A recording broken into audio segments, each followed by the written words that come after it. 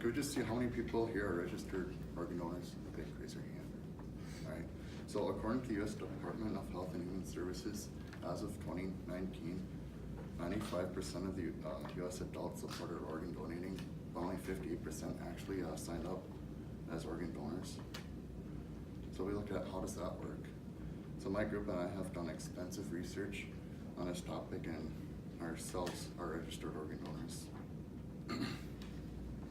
Today we'll be covering the issue of limited non-living organ donors.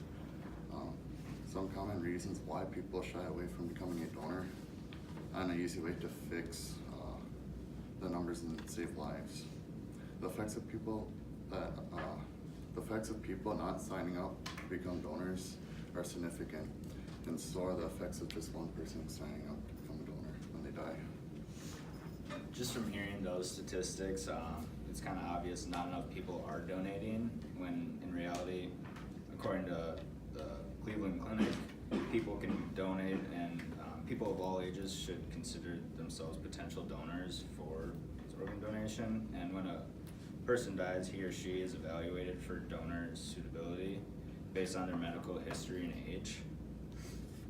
And some more statistics from the U.S. Department of Health and Human Services.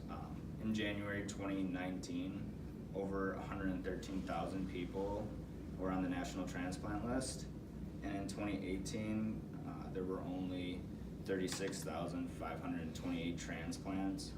And since this number is so minuscule compared to that large number, which of people that are on that list, about 20 people die each day. And of those people on the list, 2,000 are under the age of 18 and children. And then since a lot has grown since 1991 to 2017 in this area, such as the transplant list, which isn't a good growth, but it went from 21,198 to a max of 115,000. And the transplants have doubled, or more than doubled, from 15,756 to 34,770.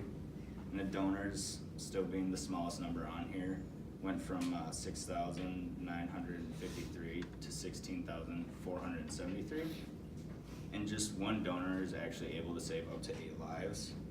And like Sam said, out of 95 adults who support organ donation, only 58% are actually organ donors.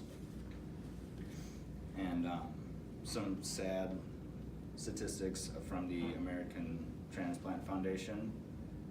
Another name is added to that national transplant list about every 10 minutes. And organ disease is a huge issue in both the family's and the public's eye.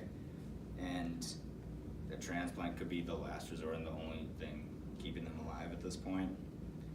And as said earlier, it can save, just one donor is able to save 8 lives, but also can enhance more than 100 lives through tissue donation as well.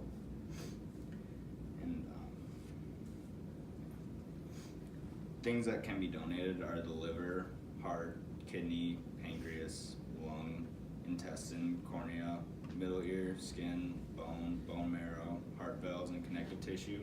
And some of these are able to be donated while you're still alive.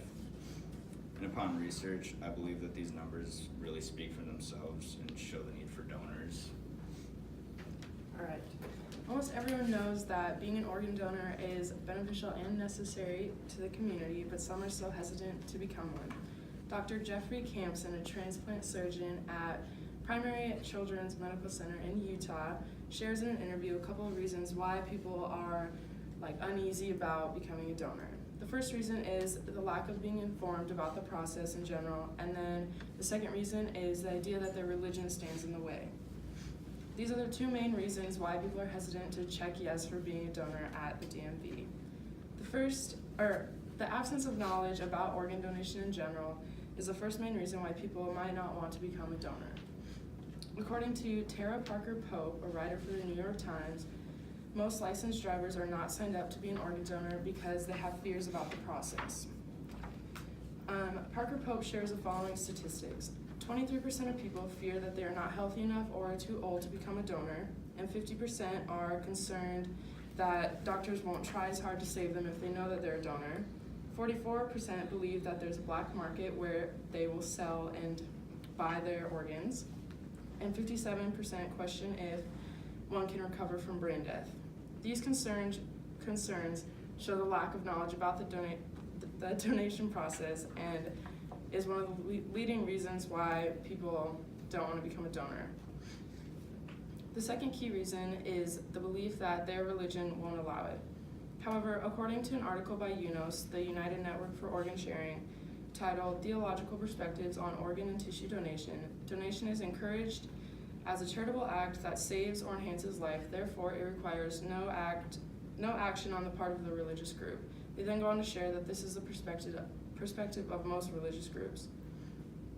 Many are hesitant because they believe that their religion won't allow it, but most people don't even know the stance that their religion takes on the issue. Another article titled Religious Views on Organ Donation states, in regards to religious views on organ donation, nearly all religious groups support organ and tissue donation and transplants as long as it doesn't impede the life or hasten the death of the donor. The information that I've shared with you all today explains some common concerns that keep people from wanting to donate. In order to address these concerns, it's important that we are informed and can make educated decisions when the time comes. Next, we'd like to share potential solutions that will increase the number of donors and result in the saving of many lives. So the best thing to do for the solution of this problem is just to persuade people to check the box. Organ donation has saved many lives around the world, and it still does today. Changing people's minds is pretty hard to do when they're pretty set on a topic, but hearing stories is a good way. On organdonor.gov, there was a story of a young girl named Jasmine. She died of a severe asthma attack, and her organs were donated to numerous people, but most importantly, her heart was donated to a young boy. Her mom was able to hear her heart beat inside that young boy's body, and that was crucial to her. Most of the time, donors die unexpectedly like this, and their families like to know that their child or family member did not die meaninglessly, and a little piece of them lives on.